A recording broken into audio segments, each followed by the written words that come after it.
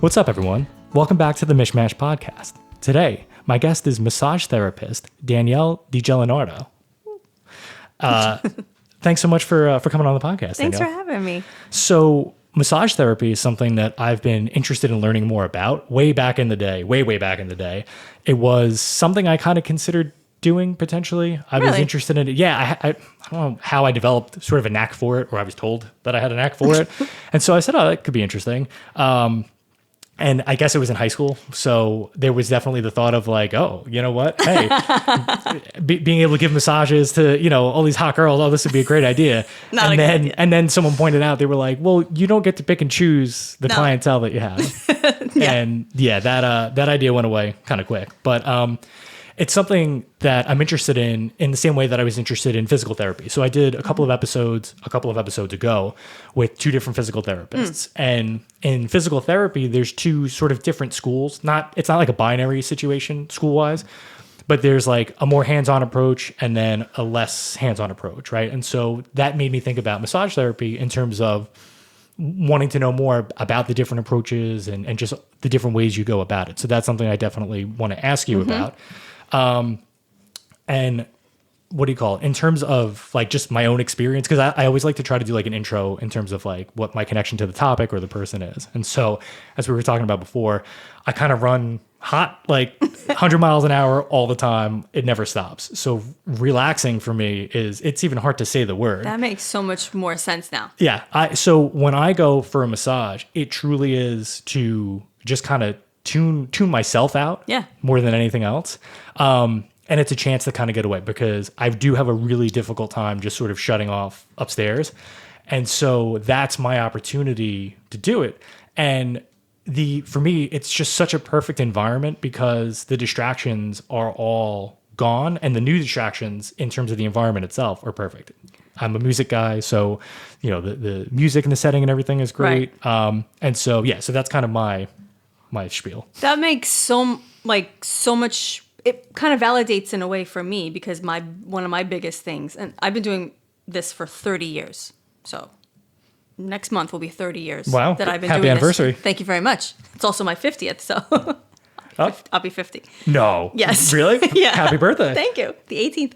But so I know I've worked everywhere, all over the place. I've done all different types, but the one constant is like you're on the table and it's for you to completely shut down.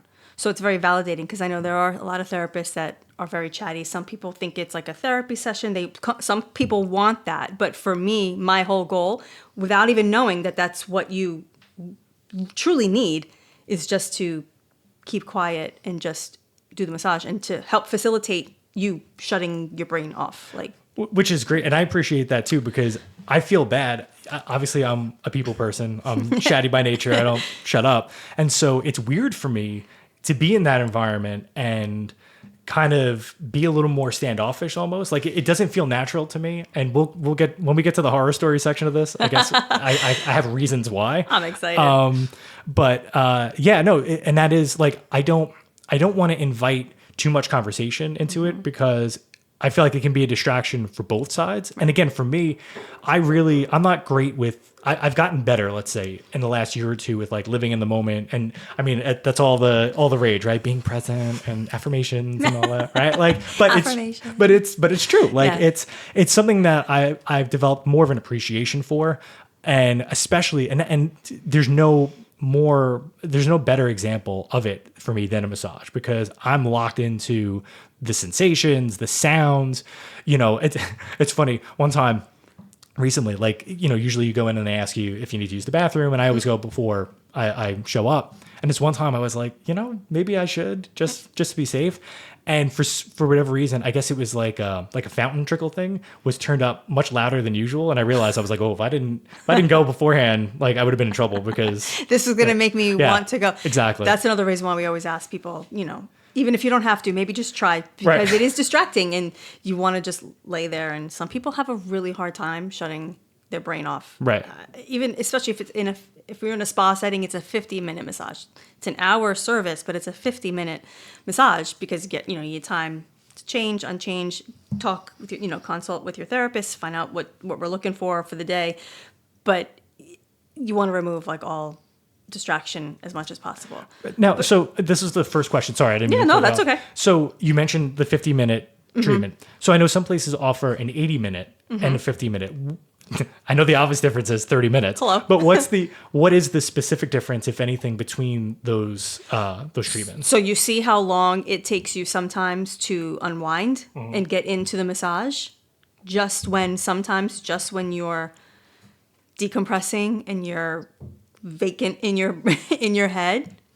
That's it. Time It's to over. go. Yep, been there. So when you get to that point, it's nice that you have like another 20, 30 minutes. So for you, though, on the therapist side, how does your approach change? Because I do have some like technical questions for you, just in terms of like all that.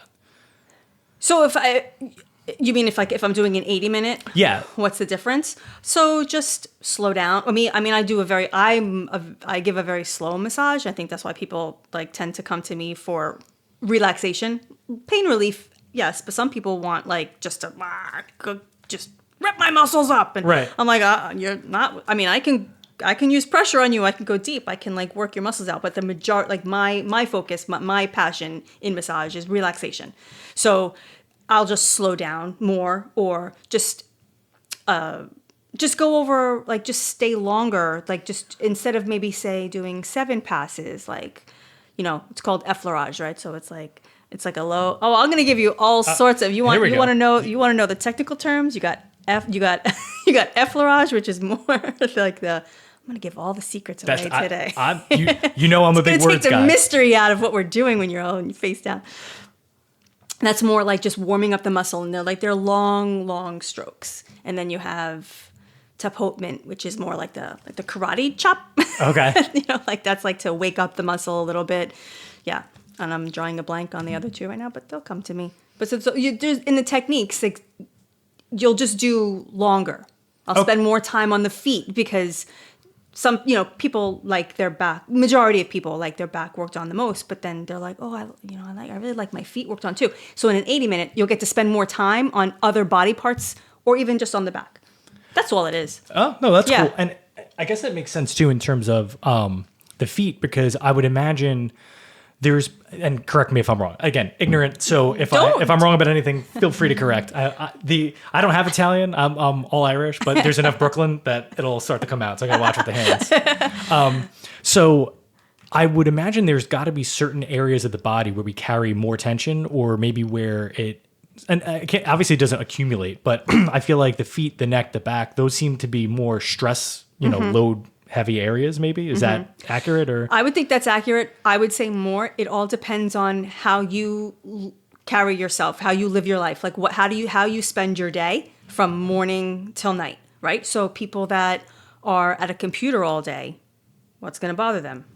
They're like this all day long, so they're traps. Right. Other nurses a lot of time will come in. Their low back from standing all day. Feet, my feet bother me toward the end of the week. Mainly, but toward the end of the day, I'm like, I gotta get off my feet for a little while because I'm standing all day. So really, we all carry tension somewhere, but I believe it's more how you're holding your body, because we all have tension. No, that makes a lot of sense. And some people, when they're stressed, do the shoulders come up, or like wherever, like you kind of hold yourself, however you are carrying your body. Right.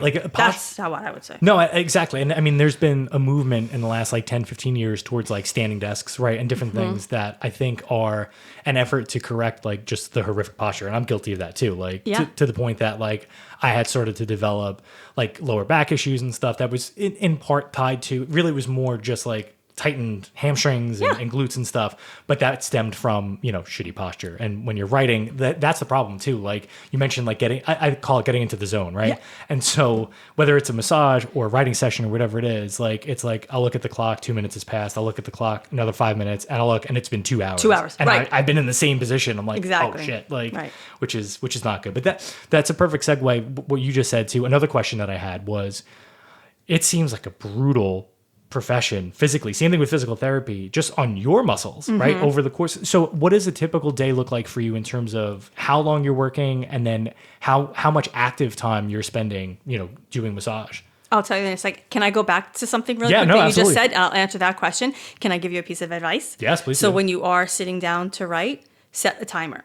Oh, that's what I do. You Yep. do? Okay. I would just stand up, open your arms, like just walk around the room, like, do back bends or whatever it is. Like just kind of go so if you're this way, spend like a couple minutes the other way. Lay on the bed, put your hands over your head, like so counter whatever you've been doing and then go back. So that's perfect advice, and I recommend it highly to anybody else who's dealing with I it. tell that to my clients all the time. Because I was chastised a number of times, not chastised, but politely corrected by the physical therapists that I should be doing that. And I was like, I'm too young to be doing this. And then I turned 40 last year, and I was like, maybe I should start doing it. I even do it now with driving, like, because they said, like, if you're having problems, like, don't spend more than an hour in the car. And I was like, dude, we drove to Tennessee and Florida. Easier said than done. Yeah. I have a 15-hour drive. We're coming back from Daytona. I am not, we're deadheading it. I can't do that anymore because I can't even imagine. Like, but anyway, yeah. So I did that trip by myself a couple years ago. oh man, Me and my dog. we did that trip. It's brutal. Oh, it is. And it's just, it doesn't end. Well, so for us, I mean, again, I apologize in advance because I have a tendency to bounce around. The tangents come. I think I have undiagnosed ADD, so don't worry. Okay, about good. I have a feeling. I'm all over the place. I was just going to say, I feel like you'll be able to keep up. Yeah. We'll be on the same page together here. But I mean, for what it's worth, if this was how I went out in terms of like the road tripping, I'm okay with it. Yeah. We did a cross country trip with the kids.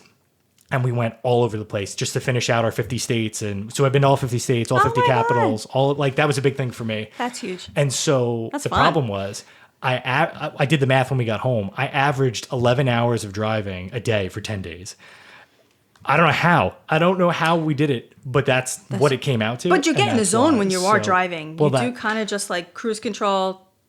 100%. I'm assuming you've been out west. Yes. So you mentioned like New Mexico or Colorado, right? Yeah, well, lived there when I was a little girl, but no, a friend of mine, my best friend actually, when we were just out of high school, she had family in Colorado, so the two of us took a road trip out to Colorado, and I think we did it in a day and a half. And when we got there, she called her mom, tell her we were there, and she was so angry with us. She's like, "How are you there so fast?" We were like, "Because we just cruised. We just went." My wife and I actually had a problem with that. So we tried to drive to Alaska because to that point, Oh my God. I had never flown, right? So where I grew up in Brooklyn, right? So I was the one kid that, Same. like never went to Disney. That's right. That never went to Disney. Like I didn't get on a plane until my honeymoon at 22 or 23. Goodness. And so, and I did manage to get to Disneyland before that eventually, or Disney World, whatever. But it wasn't that I was afraid of the thought of flying more than anything else. And so I was like, well, I can't drive to Hawaii, but we can drive to Alaska, and that seems like it would be fun. And so we made it from Brooklyn into Manitoba in 2.5 days. And they didn't believe us Where's at the border. Manitoba? So that's north of Minnesota. So we basically went all the way to Chicago, all the way up to Milwaukee, to Minneapolis, and then up into Canada.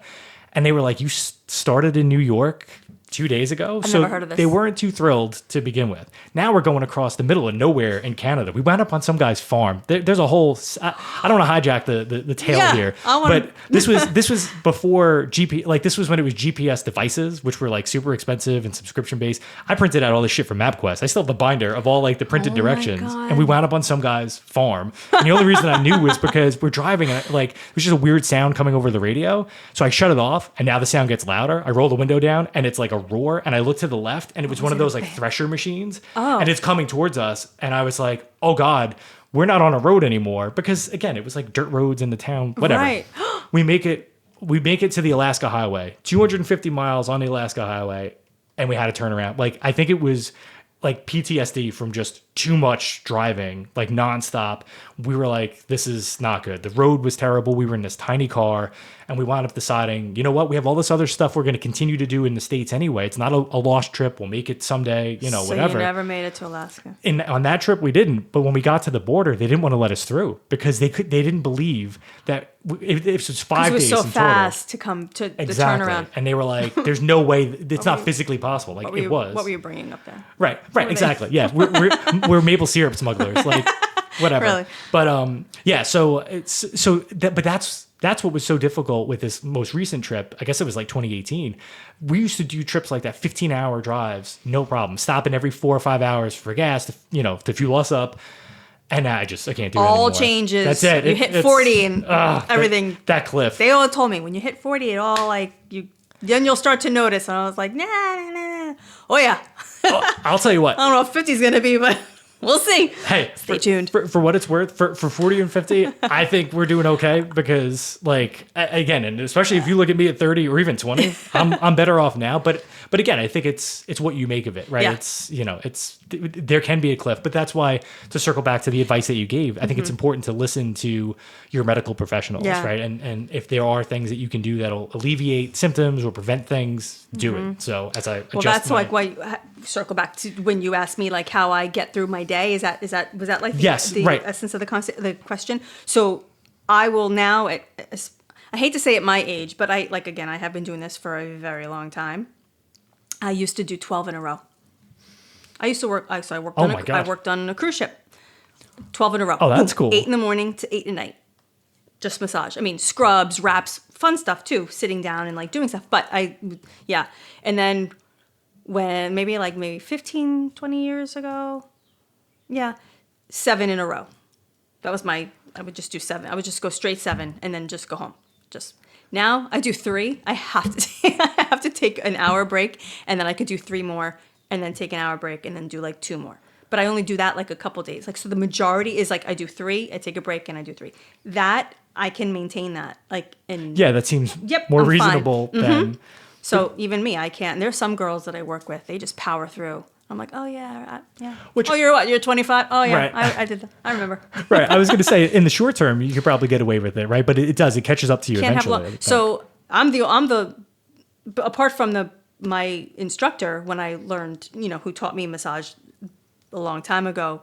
I don't know anyone that's been doing it as long as me. And I know there are. I don't work with anyone that's been doing it as long as me. Eventually, they will be probably doing it for as long, but.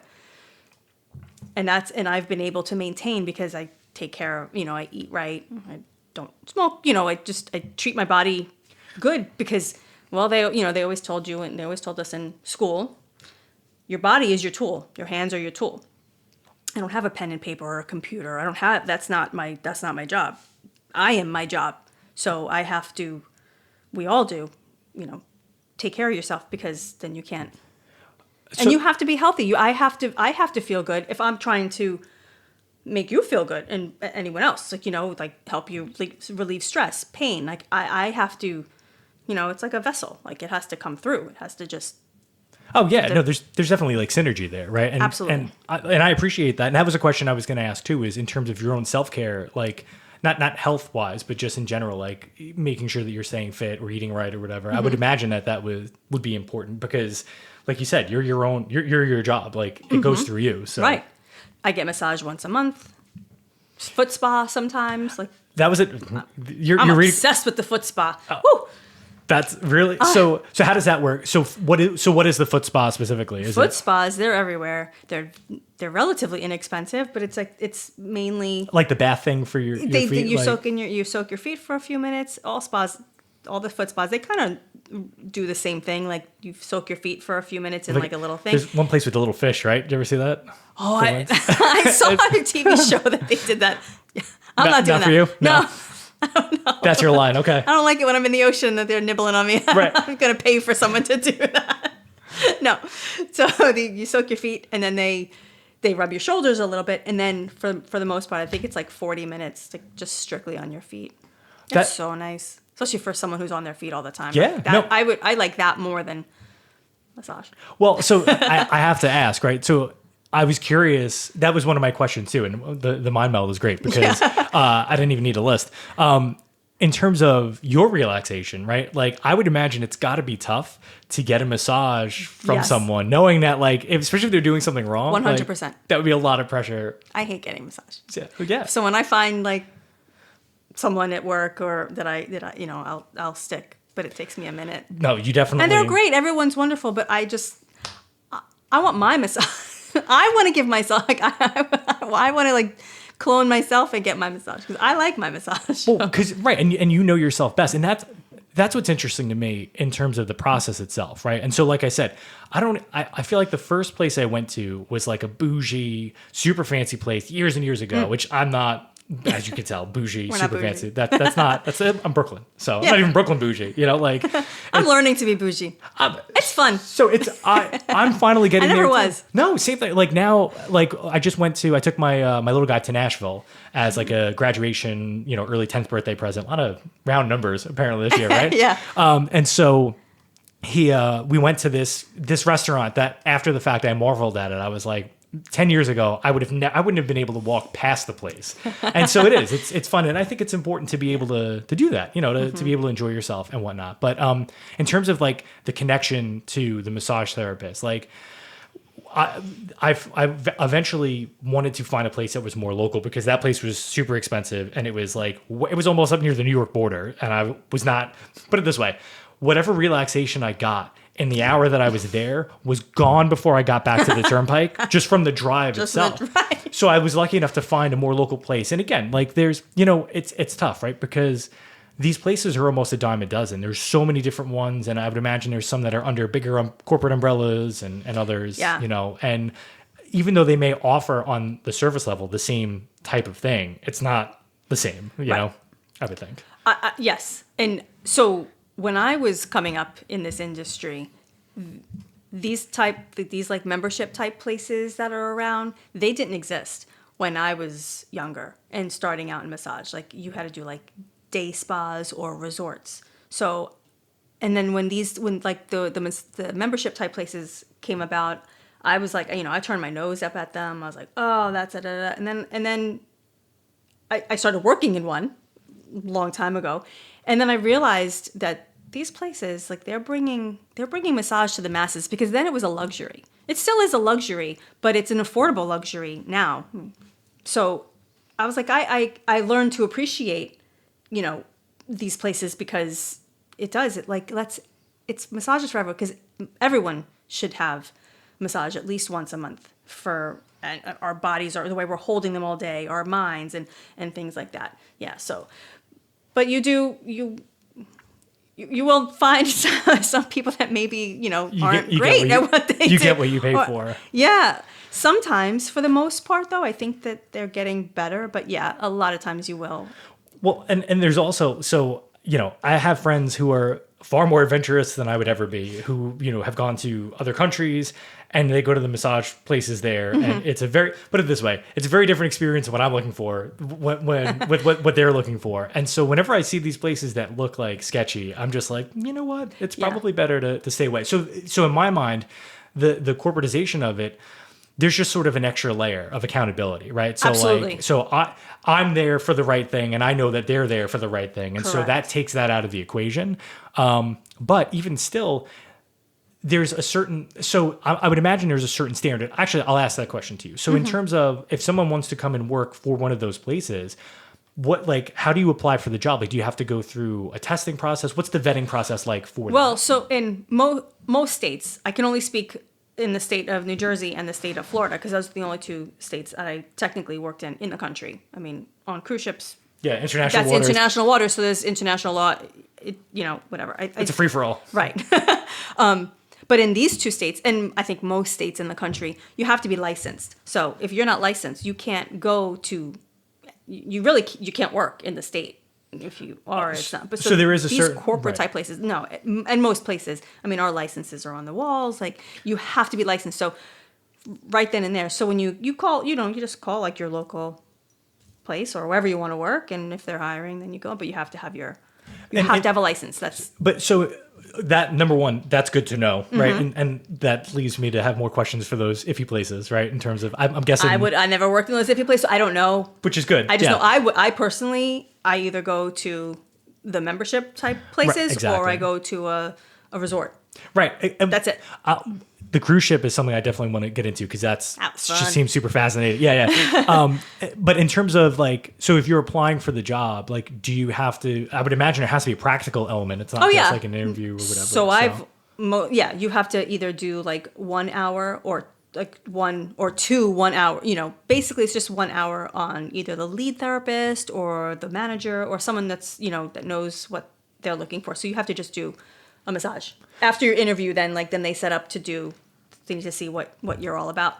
Right. And so that's interesting and a perfect segue, I guess. Like we don't have to dive into the horror stories just yet. So we gotta save that. We'll ease into it. I want to hear your horror story. Well, so not right now. Yeah. Well, we'll see. In terms of the, let's just say I realized that not everyone is created equal in terms of the connections, the approaches, and all of that. Definitely it's chemistry. But it's interesting because I guess, but again, right now thinking back, that makes sense because they must have passed whatever threshold was required to get in. It just it didn't work for me, which is a me thing. I always try to turn it more inward. It's not you thing.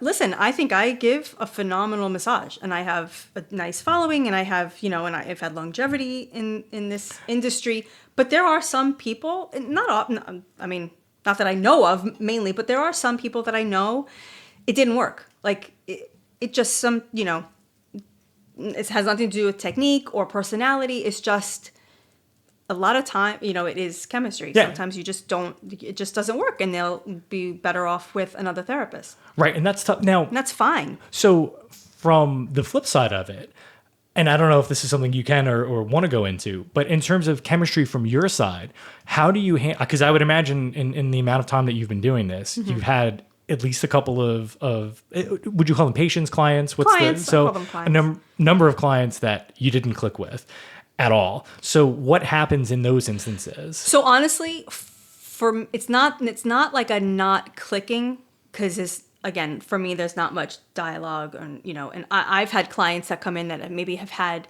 issue when they check in, or having a bad day, and like they're maybe not as friendly, but pretty much, I would say 97% of the time, the second they're on the table and you start working on them, it kind of like disarms them. And it's like, once people start to decompress, like their personality, if I can remember a long time ago, this lady, she was not nice. She was just mean and unfriendly. And I was like, all right. And I don't think I've ever turned anybody away. Maybe one time, and that was because I felt it was inappropriate. So I was not comfortable.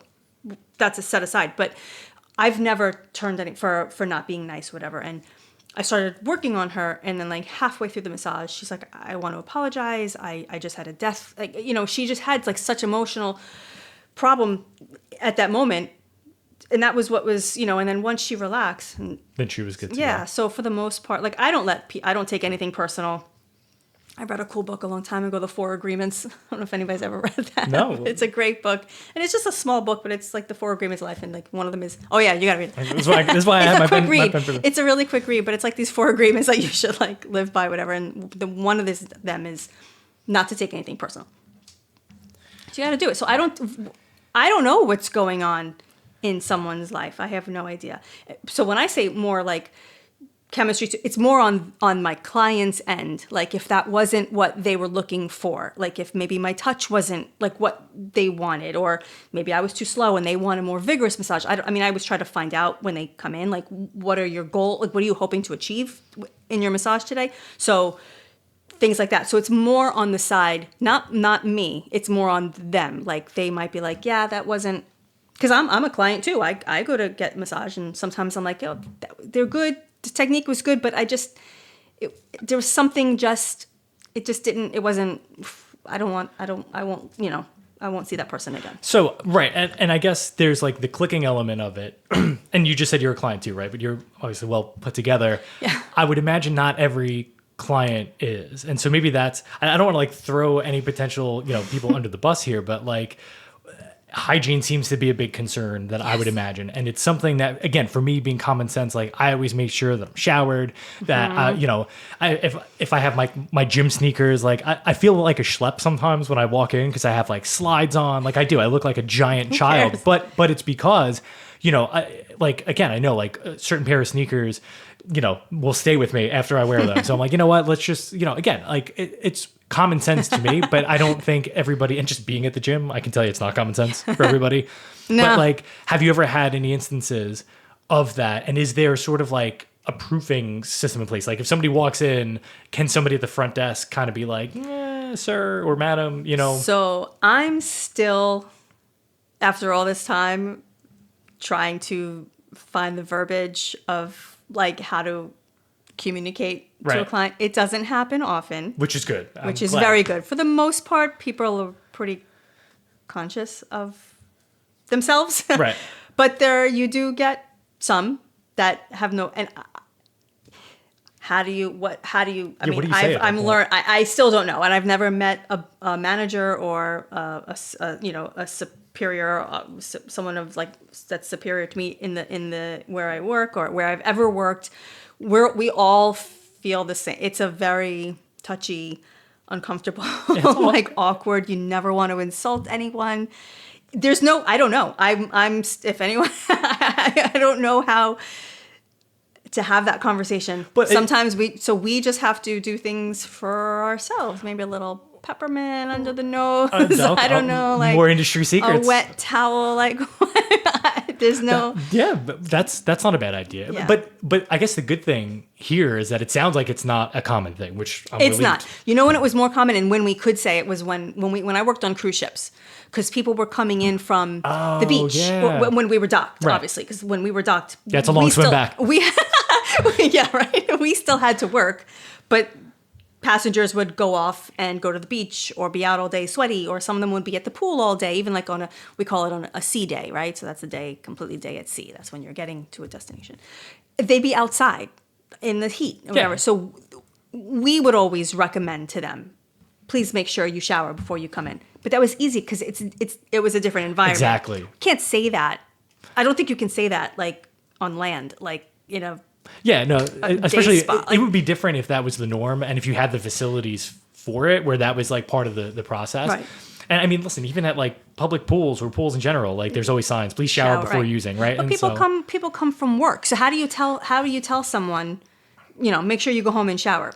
Right. No one's going to do that. Right. You can't expect someone to do that. Correct. And I would imagine, and that there's just different levels to it, but even still, right? I guess in terms of, and I hadn't thought of it until sort of being in the moment now, maybe it's there. I feel like in terms of hygiene, there's a certain type of person that falls under a certain category in terms of like poor hygiene or whatever. Mm-hmm. I would guess that whatever expendable income they have, they're not putting it towards a spa and, Correct. Honestly, if it's once like a year that you'll, have someone that you're like, all right, okay. Yeah, you suck it up and it's... Yeah.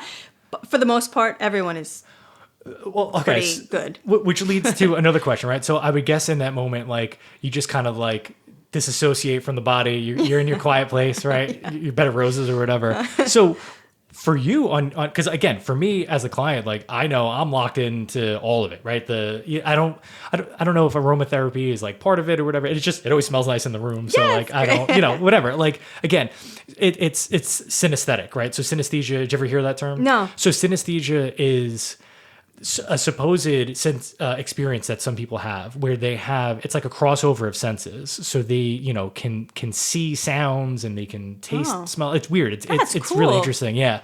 And so, for me, that's kind of where this like crossover happens of all that stuff. It all commingles together. The sounds, the smells, not the sights. Cause it's usually, I got my eyes shut. You're quiet. Right. You're seeing whatever your own vision that you're right. But I have wondered in the past, like for the therapist, like what's going through so you have like 50 minutes that you're there and largely in silence. So like, what's going on in your head? So for me, that's why I prefer a quiet, like for my client to be just quiet, relaxed, whatever.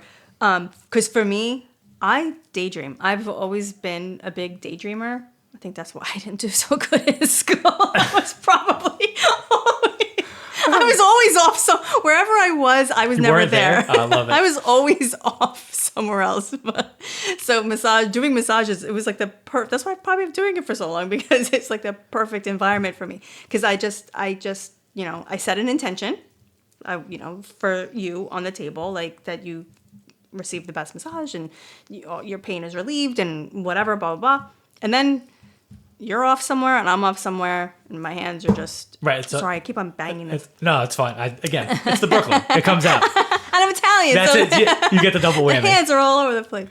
So I'm like off in La La Land. Somewhere else. No, but again. And that's the only way I can get through a day, because if I'm so hyper focused. Oh, forget about it. No. I think it would come through. And for what it's worth, out of all the therapists I've ever worked with, you're by far and away my favorite. Like, thank you. And the beyond the best because of that. And so the autopilot, I told you, like when I was asking about like the different techniques and stuff, I told you I wasn't sure if they were sorcery or magic evolved, because that's what it feels like. I'm definitely not a witch. No, but it is. It's just wild to me because, and I didn't realize you were as experienced with it as you are. So I'm sure that's part of it. Plus a natural knack. Yeah. You know, just there's different. Like how you were saying before, when you were even like in high school, you had thought maybe about doing massage. I was rubbing my mom's feet at a very young age. You know, family members were always rubbing their shoulders. Like I learn and I like a tactile learner. I'm a tactile, yeah. Thank you. I'd like to touch. Like I like that.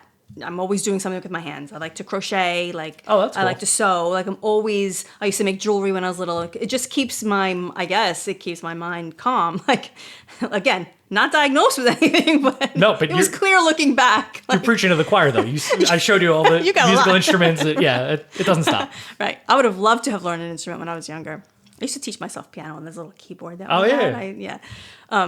So I am very a hands-on type person. So it is for me, it is calming. So there are times that I've come into work, and not anymore, because I find that my life is pretty like calm, and I've gotten to where I want to be, like but back in the day, when you're younger, and again, I'm Italian, I'm a hothead, like Brooklyn, I would be, tense and stressed out. I get to work.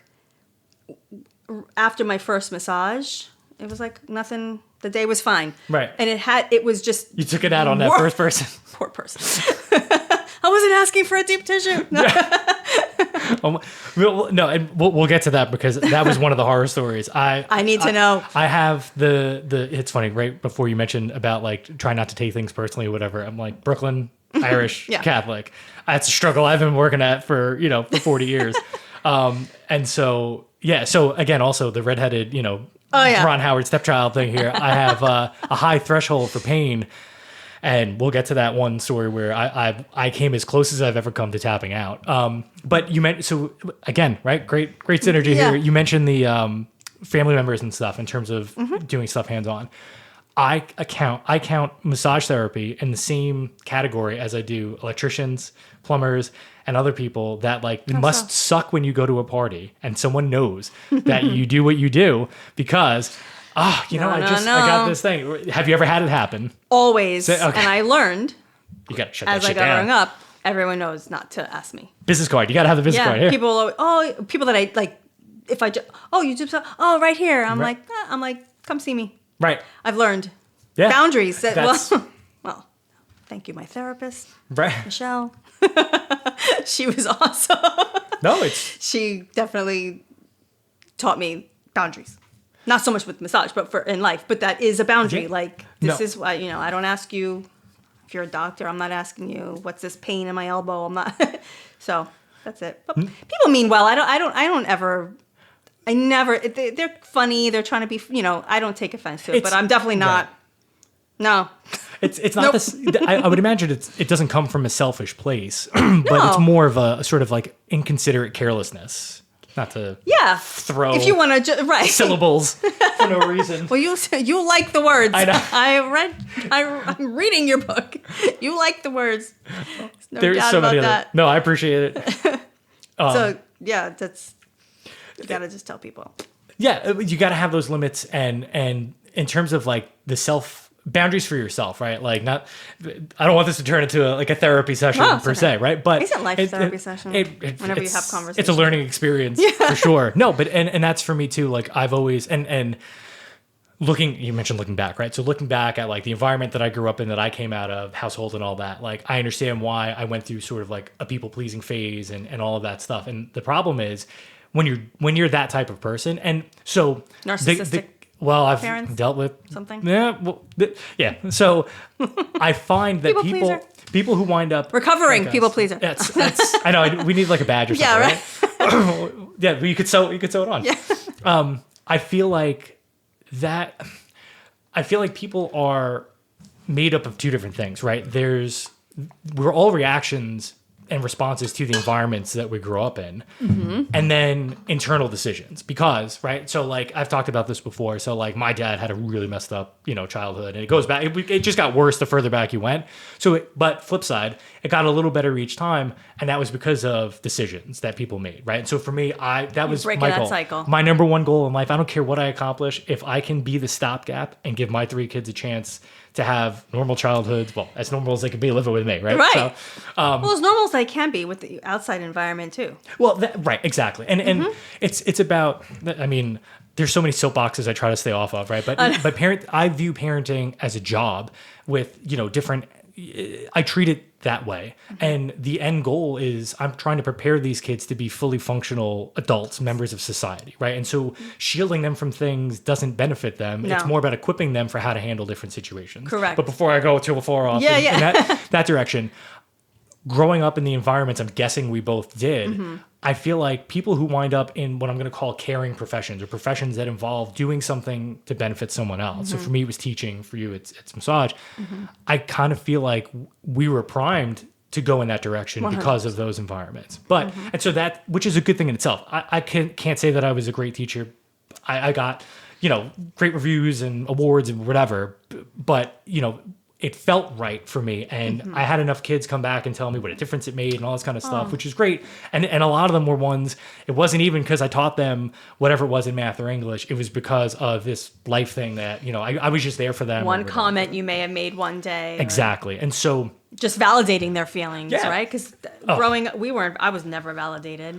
no, I know that's like the word of the day, but it's true in a way. Like, my feelings were never, I was always questioning what's wrong. What was wrong? Like, why do I feel this way? Or why was I, yeah. So, it's tough when you don't feel seen, and right? it makes you, please try to approve, you seek your, whoever it is that you live with, whatever your guardian, who you seek their approval constantly. Bosses, coworkers. Yes. Yeah. It's brutal. Again, it's a brutal way to be. But you know what? And that's the thing, right? Like where we're at, and this is why, like, I remember, I probably mentioned it on here before. Like when I went to bed for the last time as a 39-year-old, I thought I was going to wake up like crestfallen and like staring death in the face, right? And I woke up and it was the opposite. I was like, holy shit. Like it almost felt like an opportunity to kind of like branch off and do new things and kind of like start life over in a sense. And I've embraced that. And it's one of those things where like, because growing up in those environments, it can embitter you. And that's what I mean. Like, we don't have to go too dark or too deep into like the personal side, but you strike me as somebody who's very caring, who's very self-aware, and does a lot for other people. There are people who go, and I would imagine that's connected to your experiences growing up.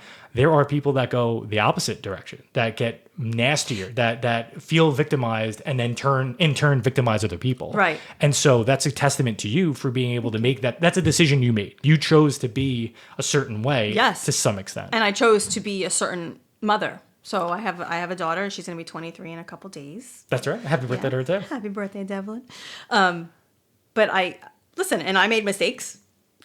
No matter how much you say I'm gonna just be the perfect parent and I'm gonna shield them and Right. I'm not gonna do, they're never gonna have resentment toward me. No, you can't. But I did make a decision that the way I was raised and the way I was handled, I was gonna I'm gonna do the complete opposite. I don't know how to be a parent. I've never been a parent. I only have the one, but I'm gonna do the exact opposite.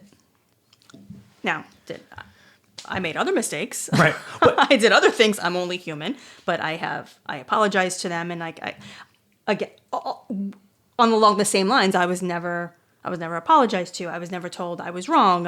So I did, even though I did make my mistakes, I tried really hard to acknowledge them and own them and say, and then learn from them and not do them again. Not that I did that many, many things, but that was the kind of parent I wanted to be.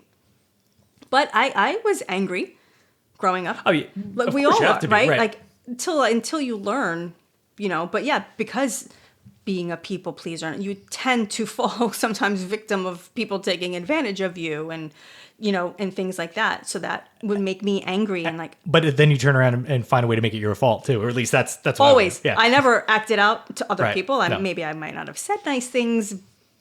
along, whatever. But for the most part, oh yeah, no, I internalized that. I just turn that anger right onto myself. Yep, been there. It's all your fault. It's another badge to sew on there. Oh, your fault, Danielle. What's wrong with you? No, but it's true, and I love what you said about sort of trying to go off in the opposite direction. And I was fortunate enough, like that was.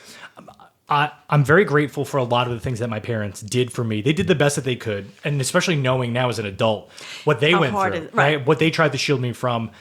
They took it as far as they could, and now it's my job with my kids to take it even further with it. No, you're good. And part of what I think makes for successful parents and successful children, and especially successful relationships between them, is really two things. It's being self-reflective and mature enough as a parent. Yes. But communication. So with my kids, right? And I'm not throwing my wife under the bus, but my oldest, Tim, wasn't that old, was talking enough to, to understand. Like, and he just kept saying why. And she was like, because I said so. And I told her, I was like, I will never, ever, ever use that. And I will never say those words, period, because that doesn't explain anything to them. They're never going to learn. It's just going to cause a wedge. And I understood why. She was just frustrated, and it's fine. But for me, that was, and again, stubborn, Irish Catholic. It works in my favor in that regard, because anytime I did encounter that, where I maybe wanted to go that route, I just dug deeper into not doing it, and to the benefit of, the kids got an explanation for things. Now, listen, that goes only so far. There definitely came a point where, if they were testing it or they were pushing too hard, where I found a different way to sort of put them in their place without just copping out. But the point is, and more so, again, you want to talk not being a perfect parent. I mean, I try not to think about all those moments of letting them down. It's the word. I hate thinking like that. Oh, it's Luckily, brutal. she's like, I don't remember that. Because I'm like, honey, I apologize for when you were like 3 years old and I did this. She's like, what? Right. I don't remember that. I was like, I know. I just want to say but I'm sorry. Right. It was not my proudest moment. No, exactly. And that's one of those things, right? Like, I learned that, and part of it was self-serving, like guilt avoidance, right? But it was also ownership. It's part of a lot of the problems that I developed because of my environment stemmed from not having communication, of not, and not that, because again, like my parents are from the generation where children were meant to be seen and not heard. Right. Speak when spoken to. That's it. And I didn't understand that. They were both members of running the household. They had no childhood, essentially, either of them. I think by the time they were 11, they were working full time. It was brutal. So again, there's sympathy on my side and understanding in terms of that, right? Do you have are your parents, were they from Ireland? Like your grandparents? No, so because I come from immigrant parents. Oh, really? Not my mother, but my father, but my grandparents were from immigrant families from Italy. So it was different when they came here. It was like work. Like, if I remember correctly, the first Beneke that we had that came over was 1869. Oh, wow. So we're like not OGs, but we've been here a while. Americans. And yeah, we're not. No, but depending on how far back you go, I want to say, I don't remember if it was my father's grandmother. One of them was like from Ireland and like from Ireland. Mm-hmm. So like it was tough. It was definitely the reason why they came over was because it was hard times and they were coming here to a better life, land of opportunity. 100%. And and again, right, like it's trying to put things into perspective. Yeah. Like it's not like everybody is. There's certain things you mentioned the narcissism, like that. To me, that's a different class. There's certain things that you can do. To me, that's almost more of like the mental illness side of things, where it's different. We won't even. There's a whole new genre that I'm learning about. I'm that makes so much sense. And the problem is that I feel like people like us are, I don't want to say attracted to people like that, but there's some weird there thing is, where we from kind what of I'm learning. Again, we don't want to go too far, but we're considered codependent. Yeah. So if you were not raised, however it is, raised by narcissists, have narcissistic relationships, yada yada yada. Right. You become a people pleaser, a codependent. Yeah. And to me, I think it's more that they have this gravity that draws us. Too. Yeah, that's true. Right. Because that feels normal. That kind of behavior. Because we're not aware of it. Correct. I'm aware now. Never again. Right. That's the big key, right? But again, it's about life is cycles, right? And all kinds of cyclical things happen and stuff. And this is where I'm a big believer. Like every relationship I have in my life, of any variety, I treat as a meritocracy.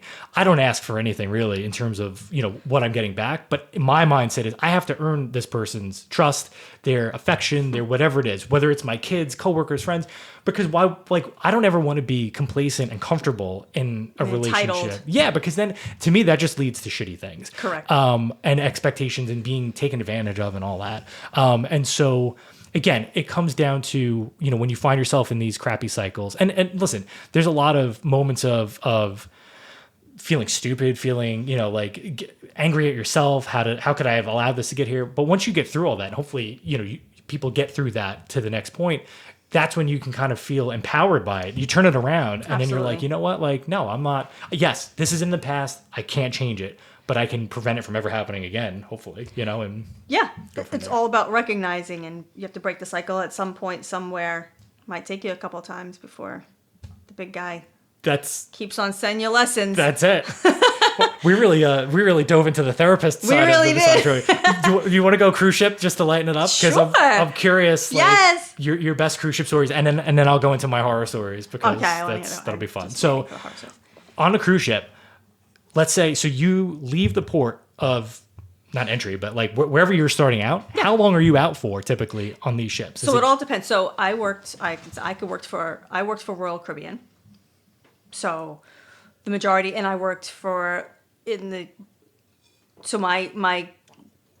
just real quick, where did you live when you were working there? I was living okay. on the cruise ship. I actually didn't, at that point, I was 20, I want to say I was 24, 25. You were 24, 25, living on a cruise ship. Yes, so the I dream had nothing.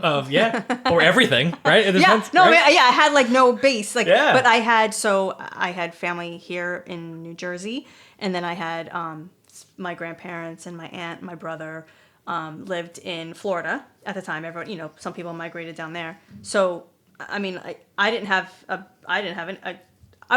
before that I was just traveling. I worked for Club Med.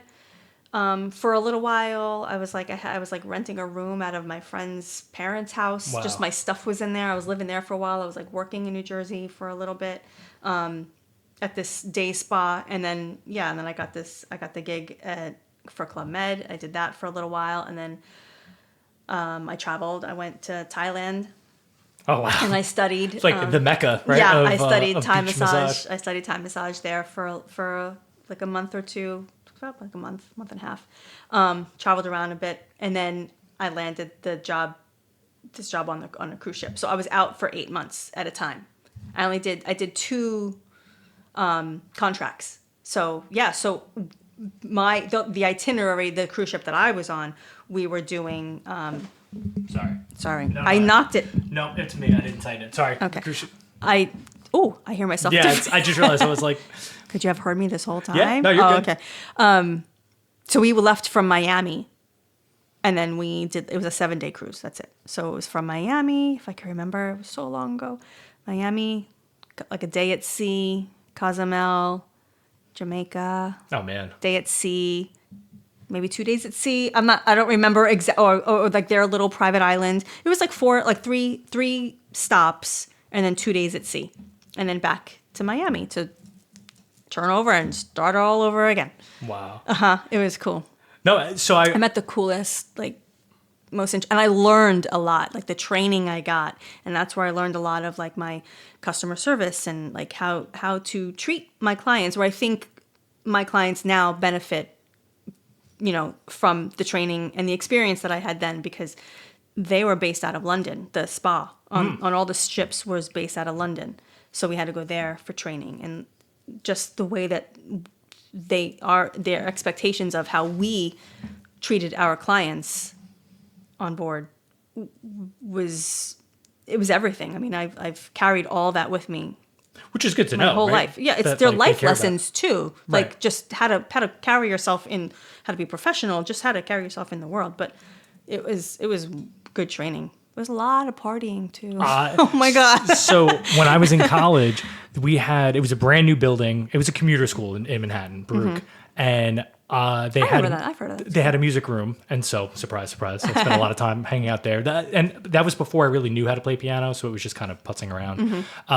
But there was a guy who would record there all the time, and he was a cruise ship entertainer.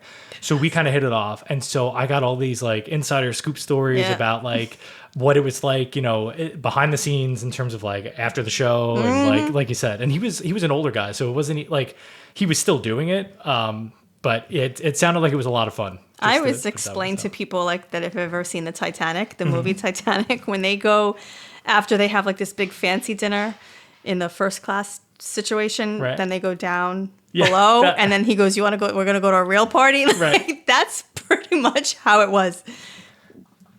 When everyone like we finished our shifts or whatever, we would eat, and then it was a bash all the time. Like there was times I went to work in the morning. I was still drunk from the night before. Right. But luckily, because there's no driving, it's all right there. So, and you're young, like, and it's just the energy is just so much fun. With any luck, the clients that you started out with that day probably were drunk too, for what it's worth, right? So pretty much everyone was just bombed all the time. Oh my God, how I got through days sometimes, I don't know.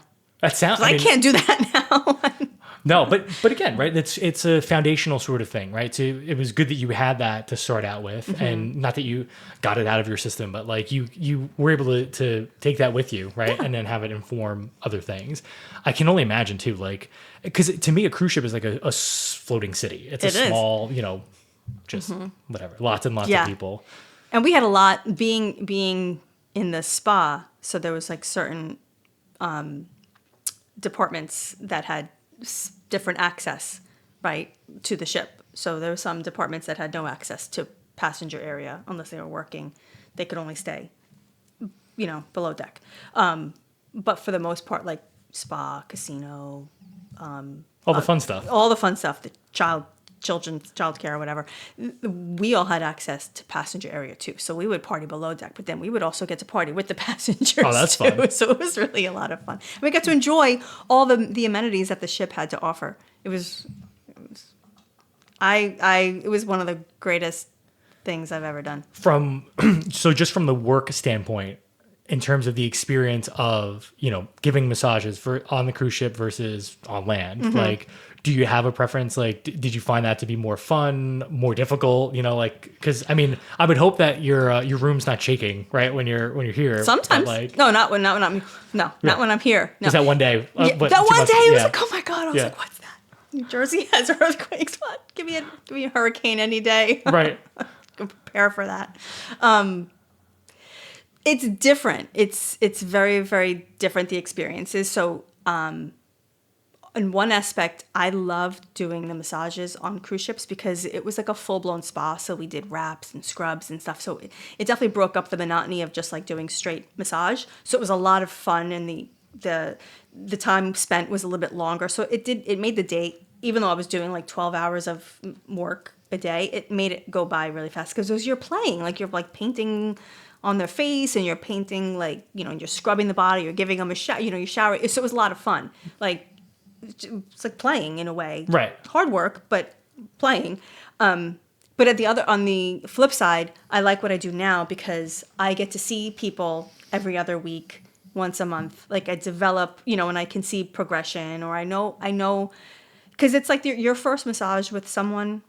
You're just kind of getting to know the body and where the tension is and what they like and their preference, and do they like more work on their feet, on their hands, on their arms? What do you do? Blah blah blah. So you can customize your massage a lot more, and like you have like a relationship with your client. So you don't get that on a cruise ship. Right. It's like a one and done. Right. So they're polar opposites. They both have their benefits. So that was good for a little while, for the short amount of time. But I do like this better. For what it's worth, the one day a month that I get to come and see you is the best morning, hands down. Period. It's so great. It almost makes the rest of the day, it's downhill from there because it's like. Ugh. I have to say, you're very, very easy to work on. I appreciate that. Yeah, you're relaxed. Like, so it's. I'm just glad that got caught on camera because I've never been told I've been easy to deal with, to work with. Period. So I'll take it. I mean, I'm just massaging you, but you're very easy. There are some people and to no fault of their own when you're massaging. Some people are so tense, like they don't know, I don't know how to relax, like they just hold their body, or it's like if I go to massage their arm, they move their arm out. Yes, that right. And don't help. Just lay there. I know it's hard, but I'll move you. You're not that heavy. Body parts aren't heavy individually. Right. I can't lift your whole body at once, but I can lift your arm. Right, but you don't want them lift your leg. to fight you on it. It's just gonna and make that's it what it feels like. And we all say it. Like, I'm not the only one. Like we're like, oh, they were fighting me the whole time. It sometimes it can get frustrating, but then again, you have to. It's not about you. You have to, like, as a therapist, you have to think of how these people, like, people don't know how it's hard. They don't even know that they're tensing up. I had this like one guy one day I was massaging, and like he would like just his whole, when I got to like his calf and like his hamstring, he was like, it was so tense, and I was like, and I couldn't. It's hard. It's like it's like plastic. Like you can't massage. And I was like, if you just try to like let your. He's like, I'm not doing anything. I'm like, you're making a muscle. He's like, I am. And then he's like, oh my God, I am. He's like totally relaxed it, and it was so much easier to massage him. But sometimes, and I guess it's maybe the same like with maybe playing an instrument or something, you have the mind has to go with your hand. Like, so people don't know the connection between like their mind and their muscles. Like some people don't know that they're flexing. Right. That's basically the word. But some people you have to just find different words to use to make them connect themselves to the muscle that you're working on, to the body part. And that's interesting because for me, I'm so in tune, like I said, with the moment. And this is just more like, I years ago, like dealing with like horrific anxiety all the time. Again, just being like keyed up, right? All the time. Like I really had to learn, not just breath work, but like learning to sort of search inwardly and like understand like what's happening physically and how that's connected to the mind and everything. And some people just don't. I'm not taught that. No, it's not.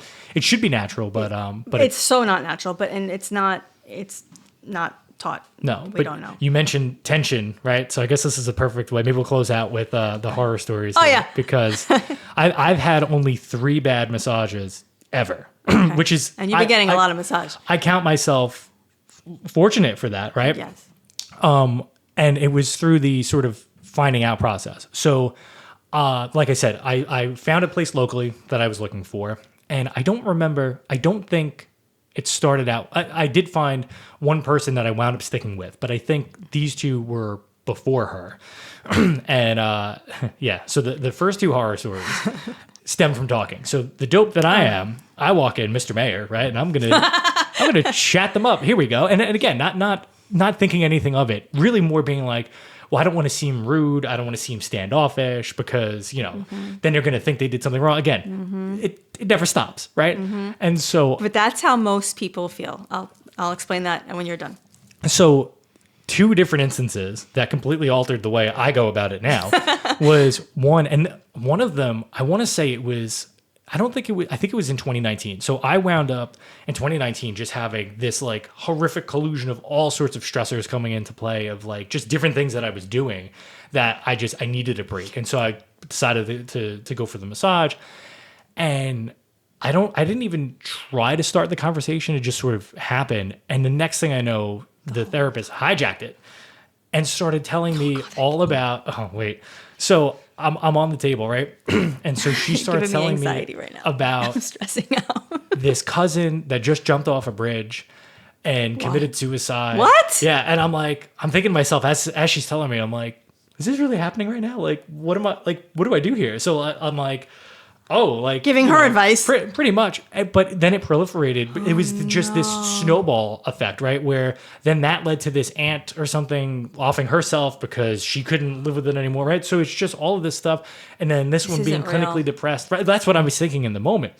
So all of this is bad enough. But the worst part is she's so involved. It sucked to begin with, but she was so involved in her story that it was just like, okay. And then I'm going to do that. So like...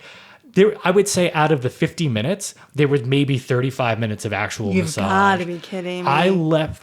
I left so tense and wound up only twice in my life. Well, and that was honestly like a really tough like stretch because that was my the last straw. Like I needed that, and I didn't get it, and that just. But that wasn't her problem or her fault. But that was. No, that was. There was only 2 times in my life that I've ever written a letter to a company about somebody. And the reason I did, in both instances, it wasn't because I was angry and because they did something wrong. It was, this was a really bad experience. I don't want anyone else to have that bad experience, A. And B, I like your establishment. I could tell it's not a you thing.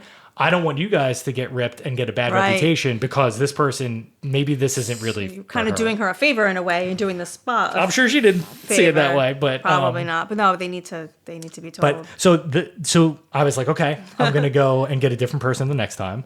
So this person I wound up seeing twice. Made the mistake the first time of talking more because I didn't make the connection. I was like, that was a fluke, 1 in a million odds. This person was much older, like much older. And apparently somehow, and this is why I don't lead with, oh, I'm a writer, I have a podcast. I don't give details. Yeah, I didn't know that for like a few months. Yeah, right. And here's why, because I mentioned it, she stops right in the middle and she's like, you're a writer too? I've always wanted to be a writer. I have this children's book and this idea for this book. So I'm like, oh no. So again, she stops, crosses her arms, no. and starts telling me about the book. What?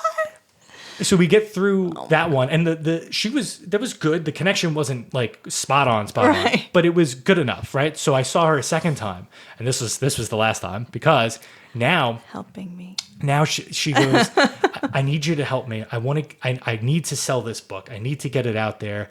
I don't know how to get it onto the Amazon.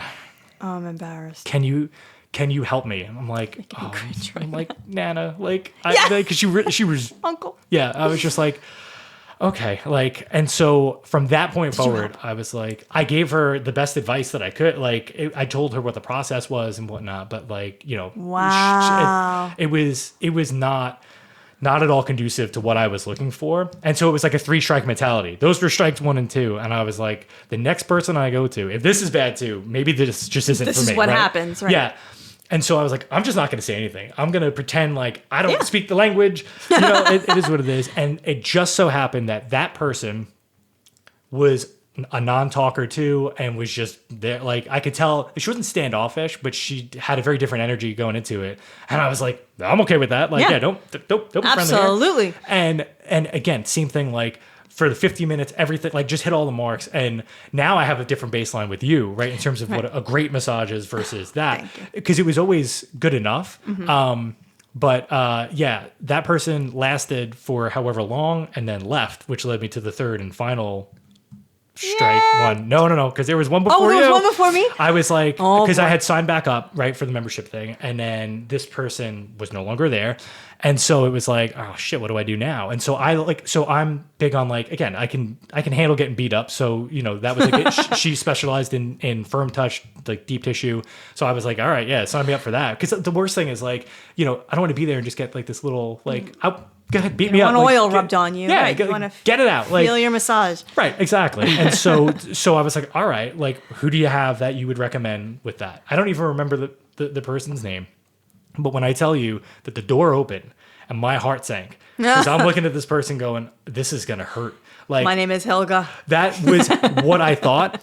And I mean, like, I'm not a small guy. I'm not a big guy by any stretch, like muscle wise, but like I paled in comparison to her. And when I tell you, like, I was biting and grinding my teeth because at some points, like, she had her elbow. I was shocked it didn't come out the front when she was pushing it through the back. And it was so, I was scared at one point because I was like, oh, this is too much. Now I know that this is too much. Right.